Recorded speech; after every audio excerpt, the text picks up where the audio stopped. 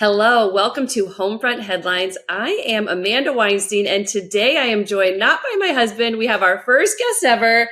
This is Megan Higgins. Thank you. Thanks for coming on. All right, so there's a reason we wanted Megan Higgins on today, and we're going to talk about education because what month is this?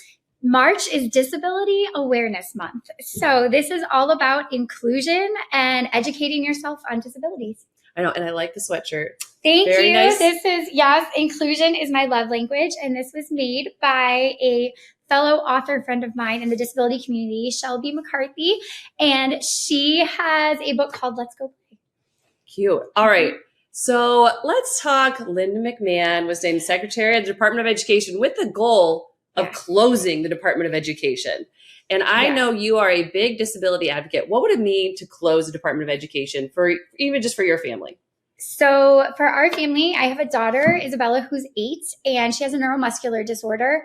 She receives services at school, and all of our federal funding that comes from the Department of Education into our city goes to special education. So I don't think people realize that the majority of what is funded is special education and then underprivileged children. And in, I think that's really those two things for our school district and for all the school districts. And then they do student loans. Yeah. So I think our school district would lose like 1.7 million. Yes. Mostly for special education for our school district. Yes. And that affects kids on IEPs, kids who have hearing disabilities, visual disabilities, there's so much stuff that covers. There is. And I think that there's two different things too with the education. There's IEPs, which are individual education plans. And those are children who need to receive extra services such as PT, OT, speech, in the school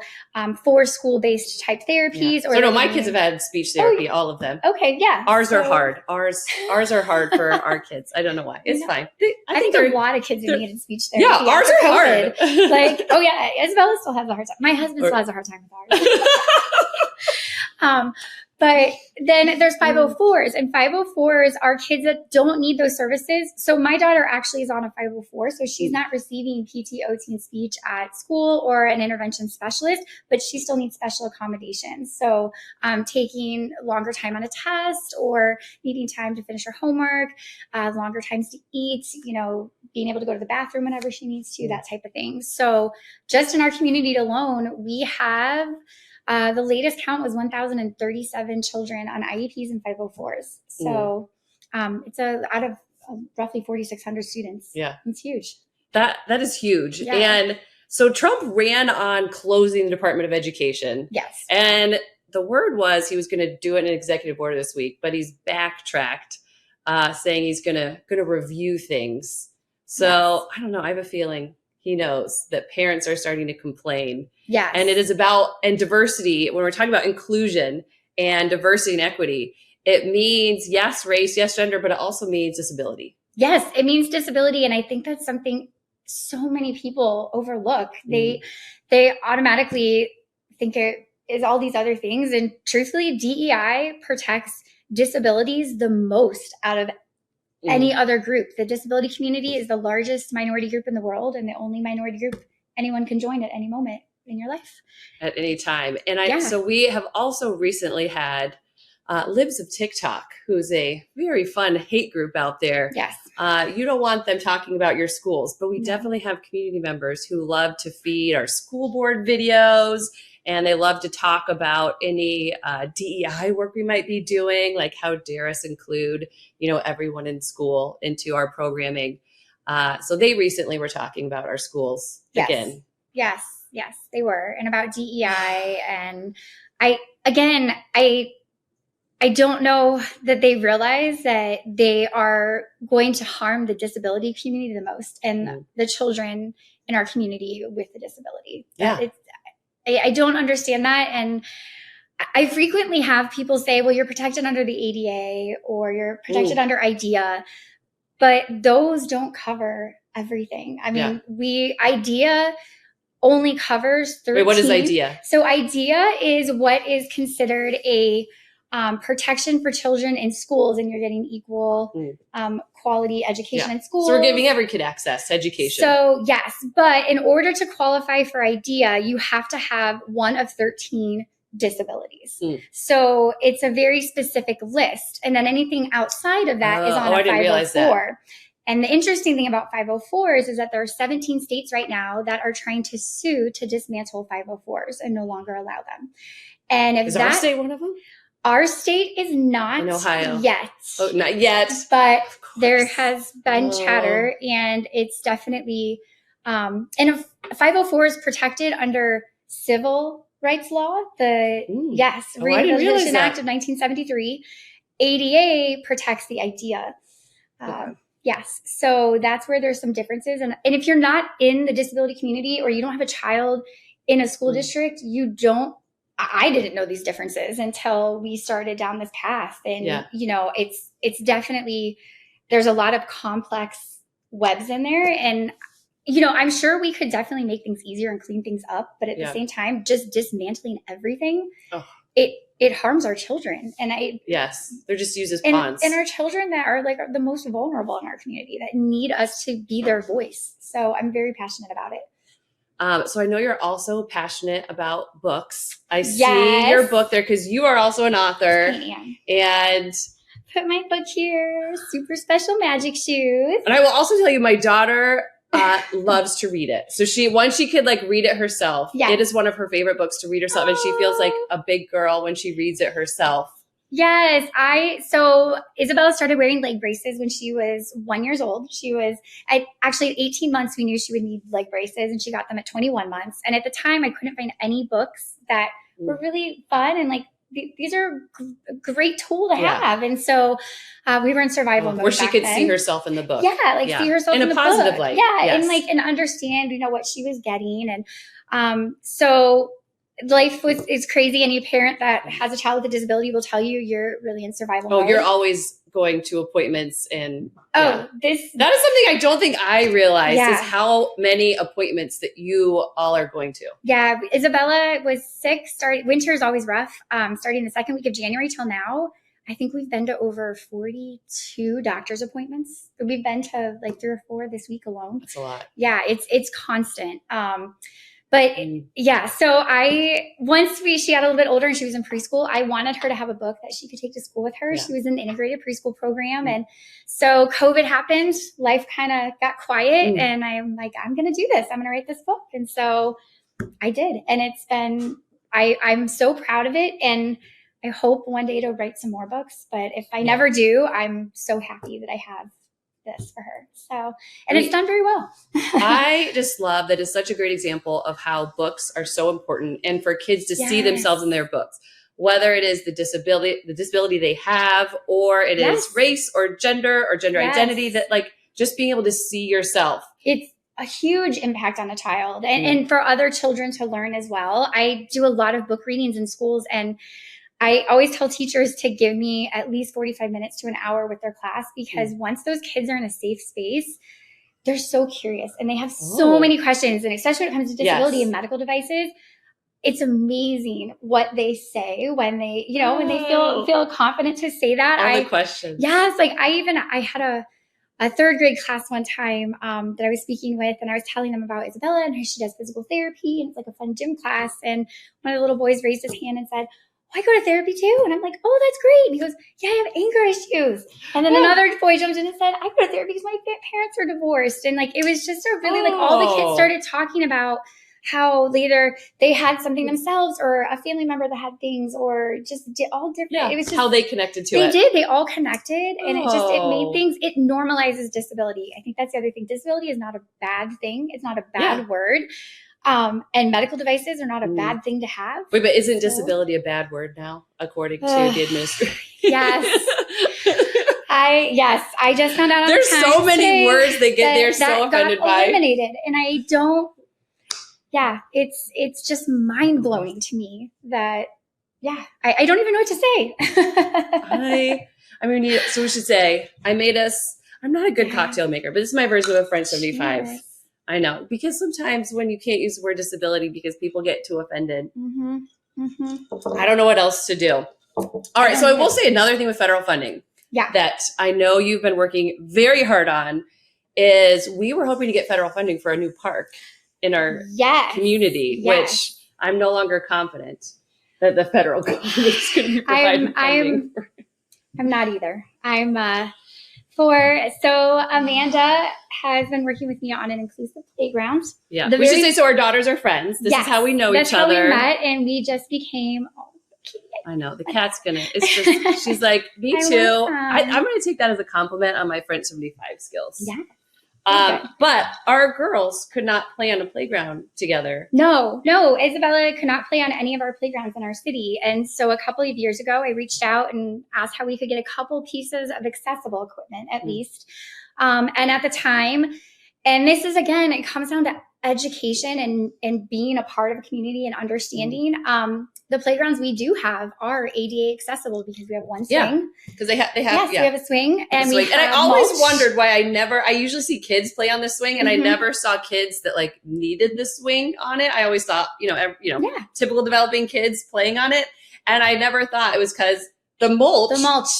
How do you get there? I know. I never thought it was like there's mulch everywhere. Yes. So for anybody out there listening, ADA is the very bare minimum of a box you check. It's the law that you have to follow, but it is literally the least amount of effort you can put into something. We can do more. Yes. So this has been a journey building this playground. Yes. And I have learned a lot the last 2 years. All right. So I think you should show the award. Oh, yes. So we have our design. We are currently still fundraising, but we actually won a national award through PlayCorps for Best Inclusive Design. So we will be a nationally recognized playground when we open. And we are also used as a research-based program or playground to help other communities build their playgrounds. We'll have a QR code with a sign. People can fill out information. So it's a really huge deal. Very cool. This playground will be the very first inclusive playground in all of Summit County, in the county that we And what does live it mean to be inclusive? Because that word is very triggering for a lot of people. So an inclusive playground, and that is the correct term, is a playground where every single piece of equipment is as accessible as possible. It is a universally designed playground for every age and every ability. So this is not just for children with disabilities. This is for siblings or friends without disabilities. This is just for typical kids that want to come play. It's for grandparents to be able to get on a playground and play with their grandchildren. I love that. Instead of sitting on all the ages, sideline. All abilities. It really is. Yes. We have a video on our website. Oh, it's my favorite one. Yes, of a 90-year-old great-grandmother on the zip line with her 9-year-old granddaughter. And it's so cute. So cute. And having so much fun. Yes. And my niece, we had a chance to take our kids to inclusive playgrounds. And there really are not many around us. I mean, we have to drive. No, we have to drive a ways usually. 40 minutes, 30, 40 minutes. And there's just two. And that's average for the nation, right? Yeah. Like on average, you have to drive. I think even farther. Oh, it's Yeah, it's studies show that people will drive over 80 miles to go to an inclusive playground. We have the two here, and then on the other community or other counties, but then the next closest one is Canfield, which is over an hour away, and we have driven there too. Yeah, and people do. Yeah. Either to access a park that their kids can play on the way that you had to drive Isabella to, or because you hear about it from other friends as the fun park. I know as your niece loves to call it. Yeah, so we do a lot of playgrounds now because we've done a ton of research. And my niece, who's 11, typical developing, super climber, she always asks me, are we going to a fun playground or a boring one? And the boring ones are fun one. And a lot of it makes sense. The fun ones are inclusive. Because they are truly made for everyone, even on and they're made for play. I thought about it as there's no stairs, right? There's ramps everywhere. There's ramps everywhere, yeah. So, and anything you can get to, right from a ramp. And I asked my kids one day, I was like, so would you rather have stairs to go up to a slide or a ramp? And they immediately answered, and they're like, a ramp, right? When you're at the airport, if there's a ramp, my kids are going to run down it. Yes. It's more fun. It's so fun. It's more fun. Yes. Well, and even on our main play structure, everywhere there is a ramp, there's parallel play right next to it that is a higher level skill play. So you can play side by side. Yes. And still have fun together. Because it's so much more than just ramps and putting a surfacing in. It's every single piece of equipment. Parks. Even our sensory boards are switch adapted activated. I believe that's the right term. But so people who are not able to use their hands to use a sensory panel, they have little switches that either they can use with like one finger or behind their head. They might have one if they have head movement. And you can actually connect into our sensory panels and activate them with your switch. So hands-free play. We should say that we have talked to a lot of people about this playground using the word inclusive. The goal is for this park to be inclusive. And we have had Republican and Democratic legislators in the state help us. So my husband was one, so he helped us get support. I'm going to get the number. How much did he help? He got $500,000. Yes, 500 state money. Yep. That DeWine allocated for some one-time funding for projects just like this. Yes. And I know a Republican senator, Rogner, also helped us get funding. Yes, $180,000. This inclusive stuff is bipartisan when people know what it is and you talk about it. Well, because the thing is, disabilities, it truly, when I say that, the largest minority group in the world, it does not matter where you come from, how much money you have, what church you belong to. A disability affects every single person. Yeah. And it affects you differently. And when it happens, it's a blink of an eye, your life changes. And so, I don't know how much more to reiterate that to people that I don't think we realize our kids right now don't have the opportunities to play with kids who are different from them, even with a disability. So it gives them practice early on to interact with and play with kids who are different. And they just get used to it. It's like a muscle that gets built up that it's okay that people are different. We are a diverse population. We are. It would be so boring if we were know. It's funny because I always say playgrounds are the first place children learn to socialize. Outside of like their little friend group or, their family is on the playground is when you're meeting strangers and you're playing with other kids. And if you go to playgrounds, you see kids all the time just like randomly join up and they'll start playing together. And when you have playgrounds that are not accessible and not inclusive, you've already drawn a barrier and telling your children, these people don't matter. You don't need to. And they're truly curious. They like Isabella with her leg braces. All of her friends know. All of her, it's not a different thing. Like they all know what it is. But what's interesting is parents, because they don't know how to talk about disabilities either. Oh, no, you don't. So I can't tell you how many times. Because you're like, oh my gosh, don't stare. Don't look. You're like, oh, I'm always worried. Yeah, kids will say something to their parents like, oh, that's Isabella. She wears leg braces. And their parents are like, don't say that. Yeah. And like Isabella's like, no, I do. You want to see do wear leg braces. Yeah, these are awesome. I have her bin of leg braces I bring in to do my book readings. And anytime kids come over, they want to go in and like put them on and like, they can't wait to wear them and they think they're so cool. And oh, I love that. All right. Before we go. Yes. We have to talk about the illustrator of your book. Yes. Who is from Ukraine. Yes. So did you have some thoughts on the White House meeting with the president of Ukraine? I was so heartbroken over that. My illustrator is incredible. And she had to flee Ukraine with the clothes on her back, a suitcase and her 3-year-old little boy. And it was horrible. And, we helped her as much as we possibly could to get her out of there because she really didn't know what to do, where to go. It was heartbreaking. We video chatted every day.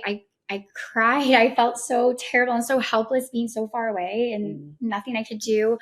The refugee camps that she went to were awful. The conditions were terrible. I mean, it was better than being in, bombed out buildings, but it's just awful. And she's doing better now, but life is still not what she wanted it to be. She's not been able to go back to Ukraine. No. She would love to go home, but she's not able to. And she's living in another country now. And when that happened at the White House, I felt so horrible and so angry inside. And I actually immediately reached out to her and I just said, Daria, I am so sorry for the way, I hope you realize that there's so many of us here that don't feel that way. And that was so just embarrassing, just from a human level. Oh, it was embarrassing. It was when you have people in your country. I mean, I think that's it. I don't see any capability of empathy from Trump. When you have, also with disabilities, with him making fun of the reporter, or even with people dying in a country. He has no ability to connect to someone else who might be different than him, whether it's for a disability, whether it is the loss of life in their country. Yes. Just no ability to connect. Yes. And I feel like in order to be a great leader, you need to have empathy. You need to have 100% connection. I think with a humanity. good business leader, a good business leader, political leader, you have to understand people. Well, and constantly, instead of feeling like you're always doing the right thing, like reaching out to your experts and saying, what can I do better? Yes. One thing I will say about I love our school district. I'm very involved in our school district. I think we have an incredible group of people that help, and our superintendent is amazing. And he has started a monthly meeting, a community connections meeting, where we come and he wants to know,